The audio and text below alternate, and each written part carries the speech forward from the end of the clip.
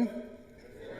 My name is Tim Porter, Senior Pastor here for Faith Community Church, and just thank you so much for being here in the room with us this week. And it's a great honor to be back in the room with you all. Again, if you were here last week, you know that I was on the screens, and it was weird to be at home watching myself and participating in worship. While you all were here, I was at home, and I was watching myself on the screen. It was pretty interesting. So when my sons walked downstairs, like, hey, I'm seeing double right now, as I was on the screen and I was in the living room. So online, thank you so much for being here as well. It's good to have you with us. We are in a series called Life on Purpose, and we have this series at this point in time in our calendar year this year because we are ramping up a lot of ministries and opportunities to serve together as a church this fall. And August 28th, you already heard Pastor Larry mention this, that August 28th, we're going to have a ministry fair where there's going to be a lot of different places to serve and for you to be involved in and to serve. So I want you to be considering that. But as we get ready to serve together, we want to just remind ourselves of who Jesus is and what he's come to do and what he is continuing to do, so that we as a church can live a life on purpose and we as individuals can live our lives on purpose. So that's what we're doing here today. If you remember just a little context, we're in the book of Luke, and if you want to, you can turn to page 860 in the Bible's in front of you. We're going to be in Luke chapter 4, verses 31 through 43 together this morning. And in the context, Jesus has just overcome the devil, and we're going to talk a little bit more about the devil today. He's just overcome the devil. He's resisted all kinds of temptations that the devil threw at him, and then Jesus goes into his hometown and he announces, "This is what I've come to do. I've come to proclaim good news, and I've come to release captives and set them free." And if we as a church, we want to be grounded in Jesus and his overcoming and his word and his scriptures, how he overcame the devil. We can learn to fight the devil as well. And then last week we talked about how we need to have this mindset as a church that Jesus came and he came and he's moving and he's going out and he's bringing the good news wherever he goes, and he's not going to stay in one place. He wants to keep it moving. And then today, we're going to talk about what does it look like? What's Jesus' purpose in all of this? What did he come to do?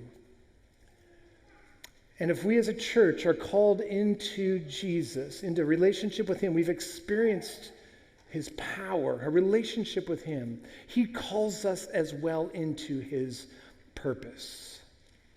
So what is it? Beginning in verse 31.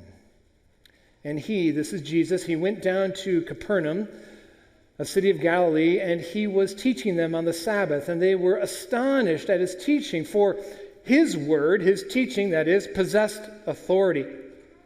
And in the synagogue there was a man who had the spirit of an unclean demon, and he cried out with a loud voice, "Ha! What have you to do with us, Jesus of Nazareth? Have you come to destroy us? I know who you are, the Holy One of God." But Jesus rebuked him, saying, "Be silent and come out of him." And when the demon had thrown him down in their midst, he came out of him, having done him no harm. And they were all amazed and said to one another, "What is this word? For with authority and power he commands the unclean spirits, and they come out of him." And reports about him went out into every place in the surrounding region. And he arose and he left the synagogue and he entered Simon's house. Simon is also Peter. Now Simon's mother-in-law was ill with a high fever, and they appealed to him on her behalf.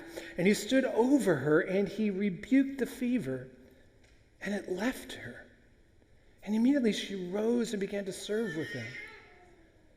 Now when the sun was setting, all those who were sick with various diseases brought them to him. And he laid his hands on every one of them and healed them. And demons also came out of many, crying, "You are the Son of God." But he rebuked them, and he would not allow them to speak, because they knew that he was the Christ. And when it was day, he departed and he went into a desolate place. And the people sought him and came to him and would have kept him from leaving them. But he said to them, I must preach the good news of the kingdom of God to the other towns as well, for I was sent for this purpose. This is the word of the Lord. Now, if you've been with us this series, or if you're here today, we are confronted with something that we don't really talk about that much, and maybe you don't have much thought about, and that is the devil. Demons. Satan. Chapter 4 begins with Jesus being tempted by Satan in the wilderness. Here we see Jesus having an encounter with someone who has an unclean demon in him. Satan. Demons. How much thought do you give to Satan and demons? In 1995, there was a movie called The Usual Suspects, or Usual Suspects. And not only did that movie have an amazing plot twist, rivaled only, I think, by The Sixth Sense with Bruce Willis, but there was a line in that movie that has haunted me ever since I first heard it. And the line is this: the greatest trick the devil ever pulled was convincing the world he didn't exist. How much thought do you give to the reality of the existence of Satan and demons? Jesus said that he came, in another passage in John 10:10, a verse that's very, very important to us as a church. Jesus said that I came that they may have life and have it abundantly. This is one of the reasons, the primary reason why we talk about how we want thousands to experience a gospel-inspired life, because Jesus said that he came to give a life that we can't have in and of ourselves. But also in John 10:10, Jesus contrasts his life, his purpose, his ministry, what his service is all about, who he is and what he's doing, with someone he calls the thief. He says, the thief has come to steal, kill, and destroy. The thief that Jesus is talking about is the devil himself. Jesus has come to release us from the work of the evil one, and he's come to do it because we are powerless to do what Jesus can do. Now I'm going to spend some time today talking about Satan, and I'm going to hopefully push you and give you some things to really consider about Satan and the existence of Satan, because we have two sort of forces fighting against us, two at least, in our current cultural context here in Western modernized America. And they converge together. One is that we are, and many people have talked about this, we are a secular people. What that means is we don't believe in anything spiritual. That's our cultural sort of push. There is nothing spiritual. All there is what we can see, touch, and feel, and analyze, and evaluate with our senses. There's nothing beyond that. We're in a closed system. And because of that, the chief purpose that our culture gives us to live is this. This is the sort of the last hero storyline left that we all sort of rally around. It's this: you don't know who you are yet. You've got all kinds of people telling you who you are and who you should be. But what you really need to do is you really need to dig down deep inside and see what are your desires, and you need to figure out who you really are. And you need to live true to who you really are. And don't let anybody else get in the way of you being who you really are. Let it go, let it go. Are you familiar with that? I mean, that's the hero arc. That's the hero arc of Frozen. And it's all over the place. It's self-fulfillment. It's self-celebration. And because of that, because that's the hero arc in our culture, for many, hearing about Jesus Jesus doesn't feel like someone who's bringing freedom to them. He feels restrictive because he's got some do's and don'ts attached to him. But Jesus has come to give us freedom from the very thing that our culture is telling us is the hero arc.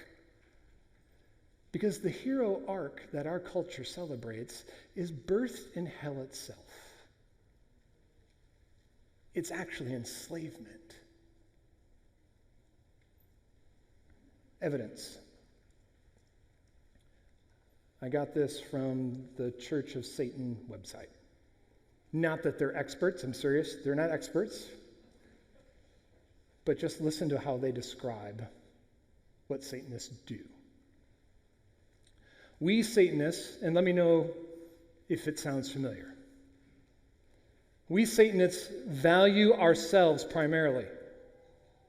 Hence, our perspective is one in which places ourselves at the center of the myriad of subjective universes around us.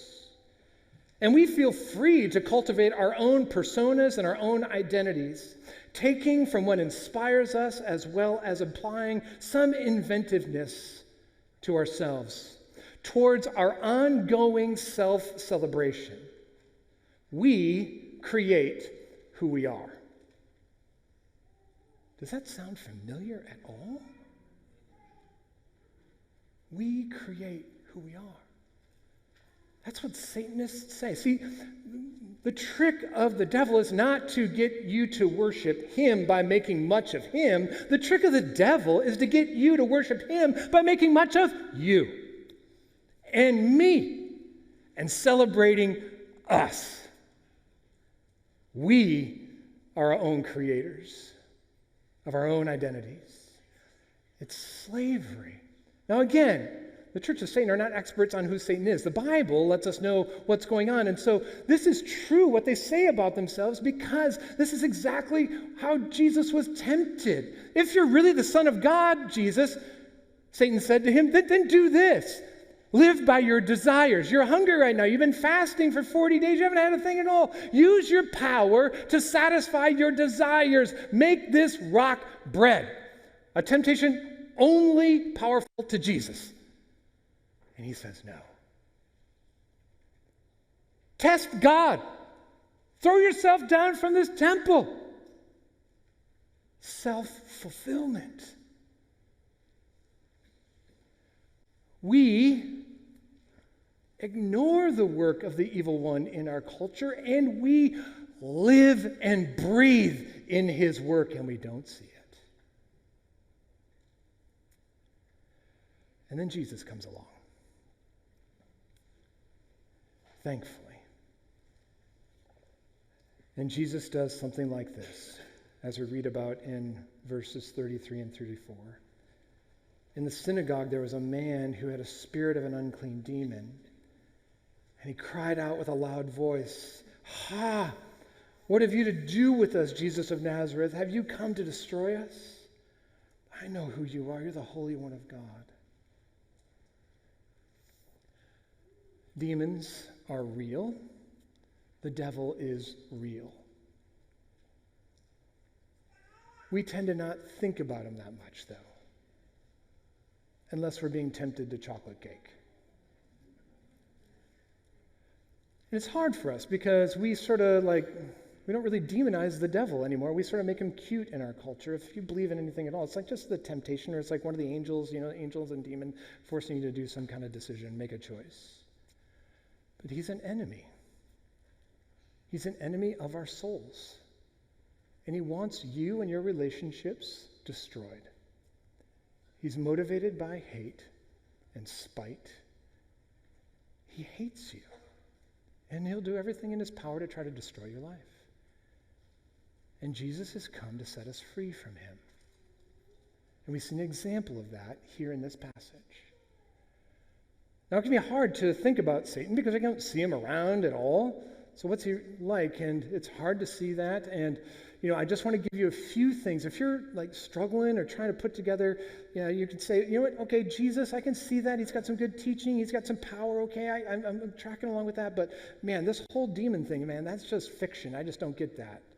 me just give you a few things to consider. Give you a few things to consider if you are intellectually resisting the reality of Satan as somebody who's against you.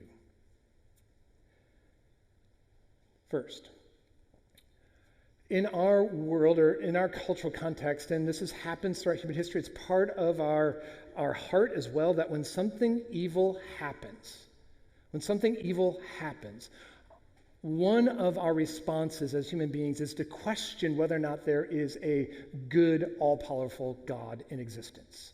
We reason like this: if this is evil and it happened and God is powerful and he's good, he should have stopped it. And so we use evil as a reason to disbelieve God at times, or we're challenged to believe in a good God. I want to flip that script just a second. I want to ask the question. Instead of using evil as an existence, as a reason to disbelieve God, one of the questions I think we've got to ask is that if you don't believe in a devil, and if there isn't a good, all-powerful God there, how do we know what evil really is? In 1995, the same year that Usual Suspects came out, Andrew Delbanco, who was a resident of New York, Harvard educated, wrote a book. He's not a Christian. He is a secularist. That's how he describes himself, as a secularist. He wrote a book called The Death of Satan. How Americans Have Lost the Sense of Evil is the subtitle. Again, he's a secularist, not a Christian. And he was troubled in 1995 by what he was seeing. And things have only gotten worse. These are the opening sentences to his introduction to his book. He says, a gulf has opened up in our culture between the visibility of evil and the intellectual resources available that we have in our culture for coping with it. Again, this is 1995, before the internet, or the internet is just starting to make some waves. He says, never before have images of horror been so widely disseminated and so appalling, from organized death camps to children starving and famines that might have been averted. Rarely does a week go by without newspaper and television accounts of teenagers performing contract killings for a few dollars, women murdered on the street for their purses or their furs, young men shot for their keys to their Jeep. The repertoire of evil has never been richer, and never have our responses, have human beings, been so weak. Why? Because we have no language for connecting our inner lives with the horrors that pass before our eyes in the outer world. If you don't believe in a devil, how do you believe in evil? Or if you do believe in evil, where did it come from? See, the Bible isn't making up fictitious things and talking about a devil. The Bible is dealing with reality. The real world as we have it and as God made it. Consider as well, if you don't believe in the devil, how culturally narrow you actually are. I'm meddling now just a little bit.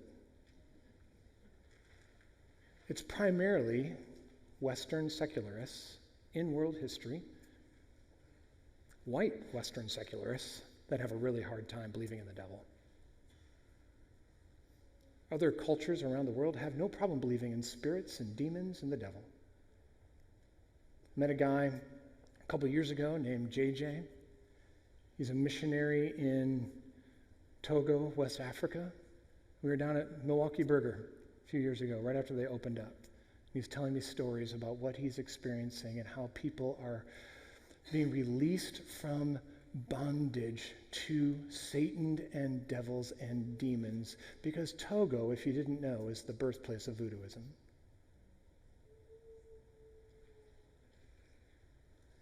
How narrow it is when the rest of the world has a lot of wisdom about the world to say, no, that probably doesn't exist.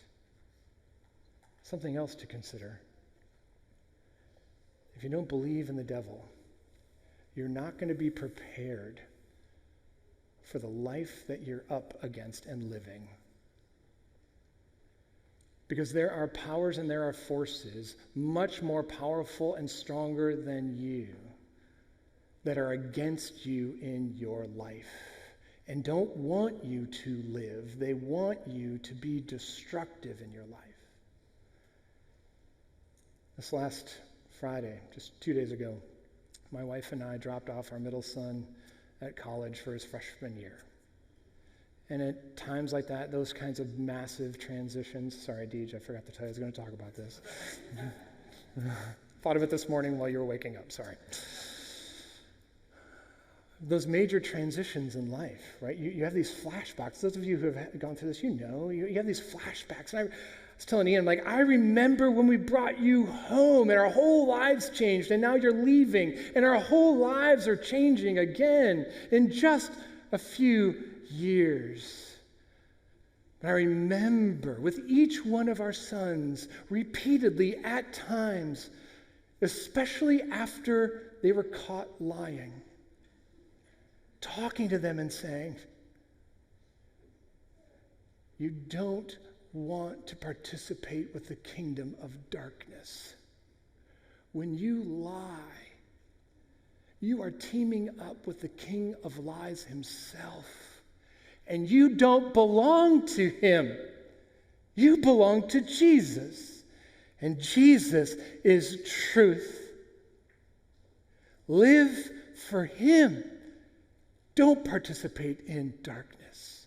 Parents, we are being told all the time about how to prepare your children to leave the home and live successful lives. How often are we talking to them about the greatest evil that's against them and seeks to destroy them and has an arsenal far more powerful than us and schemes that we cannot overcome except for the right man is on our side, as Luther sang. This is what Jesus has come to do for us. What we see in Jesus is that he has come to overcome our enemy. And that doesn't mean that everybody is possessed. That's not what this is trying to get at. But this is tapping into a larger narrative in the Bible, that the Bible is a love story where God pursues us even though we've run away from him because we listened to the voice of the serpent. We listened to Satan at the beginning, who questioned the goodness of God simply by asking our first mother, did God really say? And that poison has been in our hearts ever since, so that we doubt, we're suspicious of God's goodness. But God still keeps coming after us because he's relentless in his love. And so I love that we sing the song, Reckless Love, here. These words just echo in my heart that there's no shadow you won't light up, no mountain you won't climb up coming after me. There's no wall you won't kick down, lie you won't tear down coming after me. That's the kind of love that's in God, that he's coming after us, that sent Jesus, and Jesus is coming to fulfill. And just like every good love story, it's set in the context of a battle. You and I live day in and day out in the context of a battle, and there is no neutral ground. And I'm from Sweden, a couple generations back. There is no neutral ground. It's the kingdom of God or the kingdom of darkness. And we are born into the kingdom of darkness. And Jesus has come to get us out. He's come to get us out. C.S. Lewis talks this way in Mere Christianity. He says, Christianity is a fighting religion. Not the way maybe pundits make it in political talk. But it's a fighting religion. It thinks that God made the world, that space and time and heat and cold and all the colors and tastes and the animals and vegetables are things that God made up just out of his own imagination. It's amazing to think about. But Christianity also thinks that a great many things have gone wrong with the world that God made. And I love this. God insists very loudly on putting the world right again. That's what Jesus has come to do. When the Bible insists that there are demons, it's letting us know something about our greatest enemy and what God has come to do to get us out from his clutches.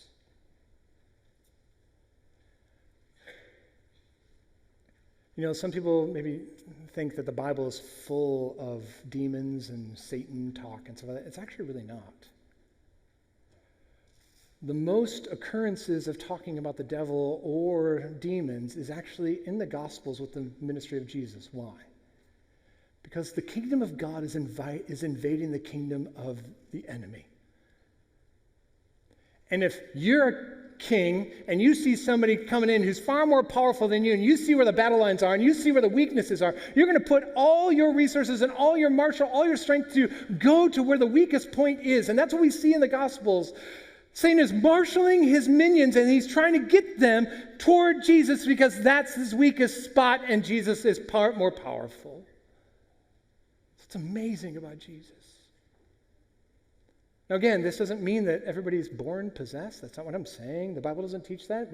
Possession still exists today, but we're not born free, despite what Oklahoma tells us. We're born enslaved.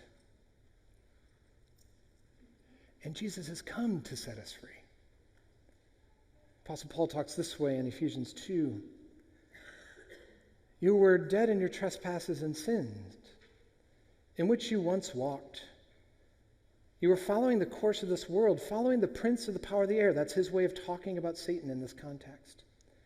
You were following the spirit that's now at work in disobedience, among whom we all once lived. How? Carrying out the passions of our flesh, carrying out the desires of our body and our mind. We're by nature children of wrath. And this is what Jesus has come to save us from. Save us from. Paul reminds us as well later on in Ephesians where he says, we don't wrestle against flesh and blood, but we wrestle against the rulers, against the authorities, against the cosmic powers over this present darkness, against the spiritual forces of evil in heavenly places. He's using this language of authorities and rulers and cosmic powers to let us know just how authoritative and powerful these things are that we are enslaved to because we can't overcome them. And Jesus comes in and he says something like this in Matthew. I will build my church, and the kingdom of hell will not overcome it. As Christians, we are to live with an understanding that we're in battleground.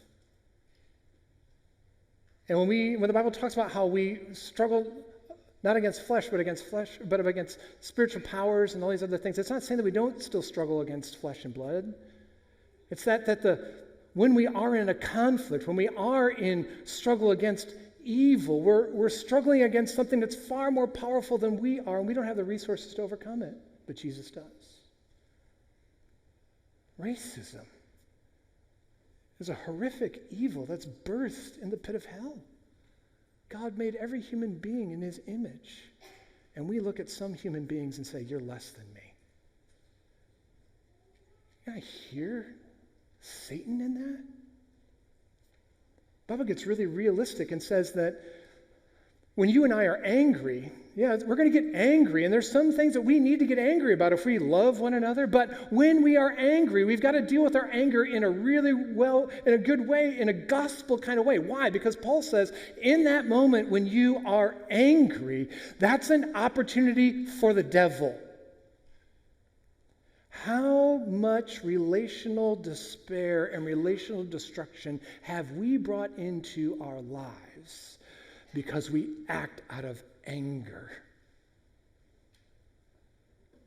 That's an opportunity for the devil. Now, we don't want to think too highly. There's equal and opposite dangers here. We don't want to think too highly of the devil and his power. And we also don't want to think too low of him either. One of our temptations, I think, in our culture is to think too low of him. But just in case that we think too high of him at times, and we start looking for a demon behind every rock or something like that.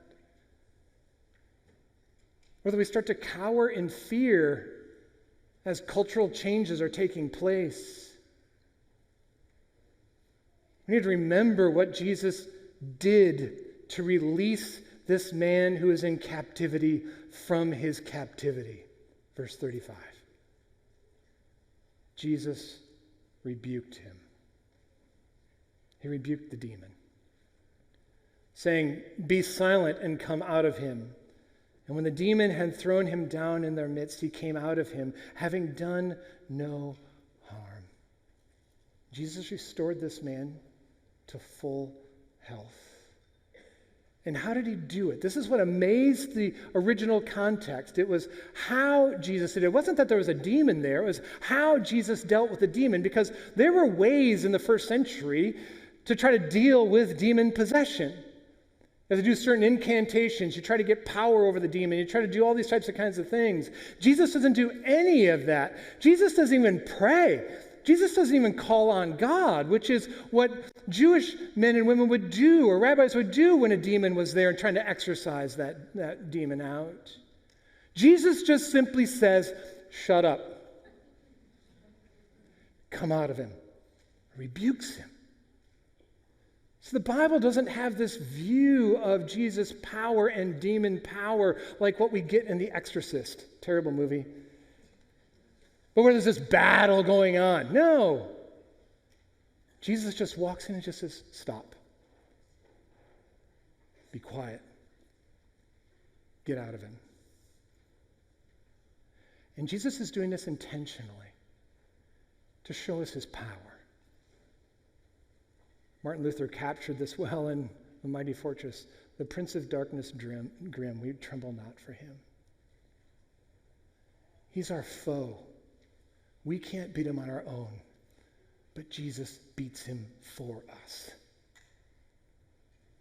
He beats him for us. He has the power to do what we cannot do on our own. Do you know that kind of power with Jesus? It's available to us. Because Jesus has come to set us free from our enemy. To set us free. So we don't live for ourselves. We don't make ourselves the center of the universe anymore. We live for the real center of the universe, God himself. If you want to know more about that kind of power that Jesus has and how to experience him in your life and trust him, come talk to me right after the service. I'd love to talk to you more about how to do that.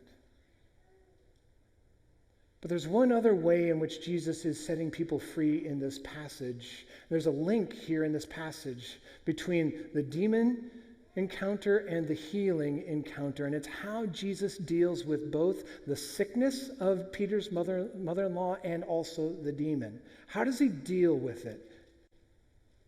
We read in verses 38 and 39. He arose and he left the synagogue and he entered Simon's house. Now, Simon's mother-in-law was ill with a high fever, and they appealed to him on her behalf. And he stood over her and he rebuked the fever, and it left her, and immediately she arose and began to serve them. He restored her to full health the same way he restored the man who had the demon to full health. How? Simply speaking. Simply speaking. Now again, here's a beautiful guard against us maybe making too much of the devil. Because there are people, well-meaning people, who see behind every sickness there's some kind of demon. That's not what Jesus is getting at here. If he wanted to, he could have rebuked the demon that was behind the sickness. That's not what he did. He rebuked the fever. But still, sickness and demons and evil and Satan are bound up together. In the sense of what the devil wants is our destruction. And he's a foreign invader into God's world, and he brings with him desolation and disease. The reason why we get disease is because we are under a kingdom that's destructive, over which Satan is ruler. And Jesus comes in and rebukes both the demon and he rebukes the sickness. Because Jesus is bent and has a purpose to wield his power with compassion for our suffering. And he wants to, longs to, set us free. These two episodes are part of a growing narrative in the Gospel of Luke and all the Gospels of figuring out who this Jesus is. And we have these two scenarios, these two episodes tied together like this, with a demon being pushed out with a word and sickness being healed just simply with a word. What Luke is trying to tell us and what Jesus is doing in this time is he's letting us know that our two greatest enemies as human beings are not a match for him. Our enslavement to evil is not a match for him, and our sickness that always eventually leads to death is not a match for him. Jesus is able to heal us, not only from the evil that we participate in and have been enslaved to, he's able to also heal us fully and completely. Every miracle that Jesus does is a picture of what he's going to be accomplishing fully. Peter's mother-in-law still died. He healed her then, but she still died eventually. She's not with us anymore. And Jesus didn't come to just simply heal specific diseases around the way. And there's no promise in Scripture that if you trust Jesus, he'll heal you from every disease that you might have.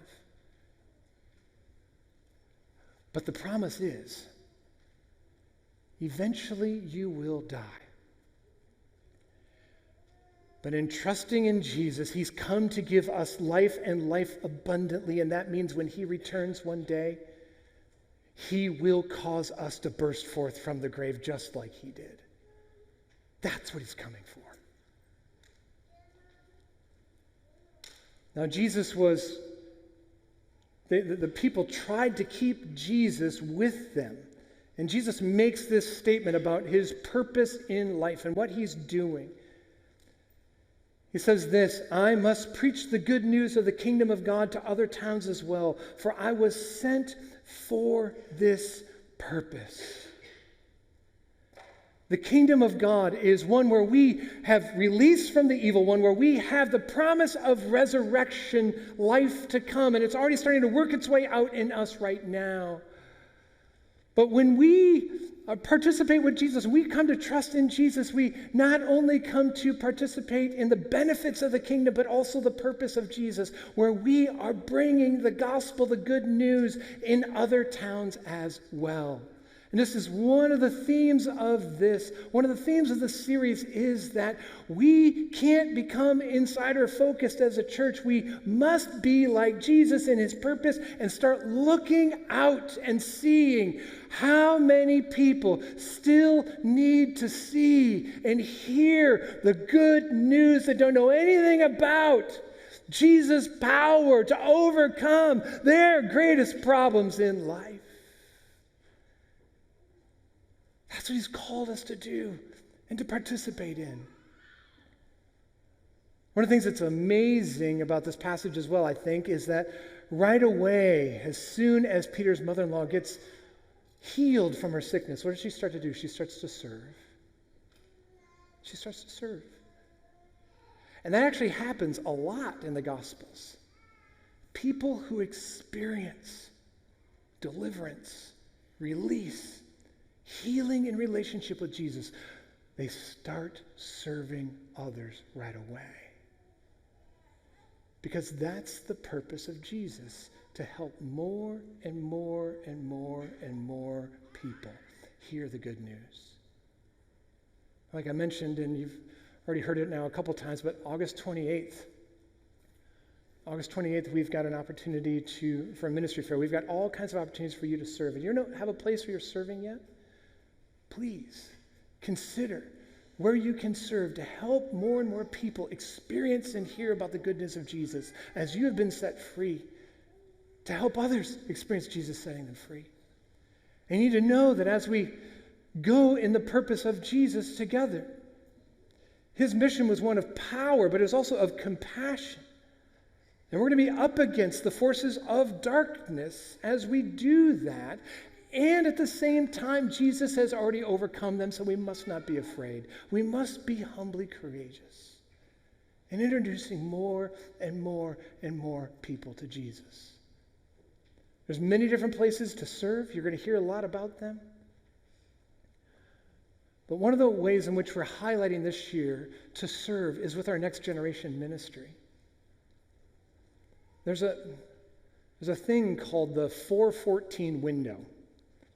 And what that means is that most people, in general, most people, meet Jesus and say yes to him between the ages of 4 and 14. That doesn't mean that nobody else matters. Please don't hear that. But that means that's like the most strategic time to be marshaling our resources. Because you've got to know, if that's when most people say yes to Jesus, where's the kingdom of darkness going to be? Right on that front line.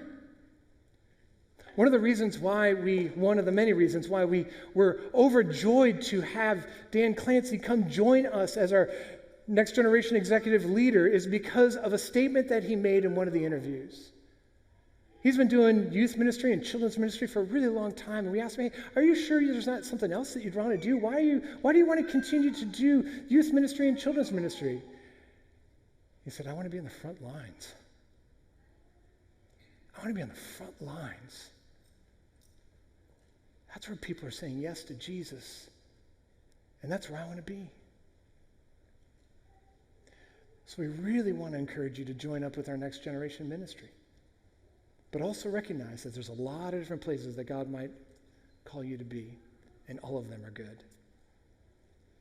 Right after the service, we'll have people, representatives of our Next Generation ministries out there, and they would love to talk to you about that. One of the questions that I think comes to us is, how is it that Jesus was able to do this? Jesus was able to do what nobody else was able to do. He just spoke to a demon. There was no battle, no fight, no wrestling around. He just spoke, and it left. With sickness, he just spoke, and it just left. It's part of who he is. Even the demon says that. You're the Holy One of God. But it's not just of who he is. It's also about what he did. See, Jesus talks about, as we looked at last week, that he's come to set captives free. How do you set captives free? You can overpower them. You can kill them. You can kill the oppressors. But that's not what Jesus did.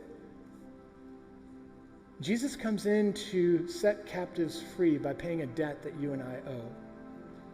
Paying a debt that we owe. A debt that we owe because we've listened to the evil one. We've been party to the evil one. We've lived in his kingdom, and at times we've liked living in his kingdom. And we owe a great debt to that devil. And Jesus says that I have come to give my life as a ransom. A ransom as a debt paid. He gave his life as a ransom so that you and I can be set free from the works of the evil one. So we can live in freedom. That we can help others know that freedom as well. It's not just who he is, it's also what he does. And as we take communion together, we remember Jesus' life that he gave for us. So I want to invite you to take the communion packet out.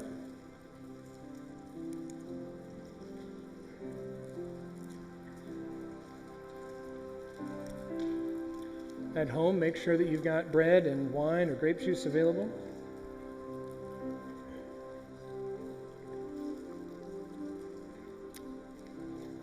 And take the wafer out.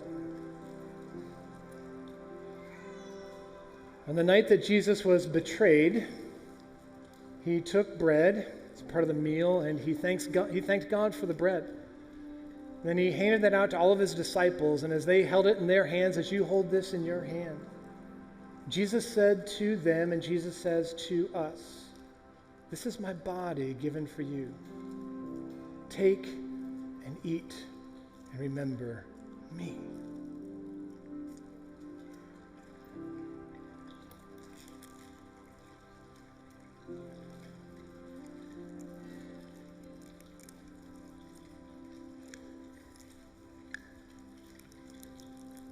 And now the cup.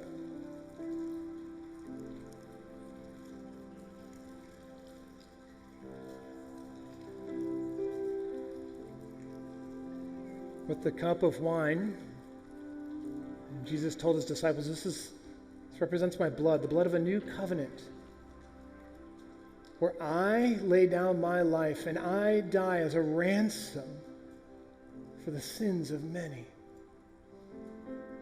Remember Jesus and his ransom paid for you, and drink to your freedom.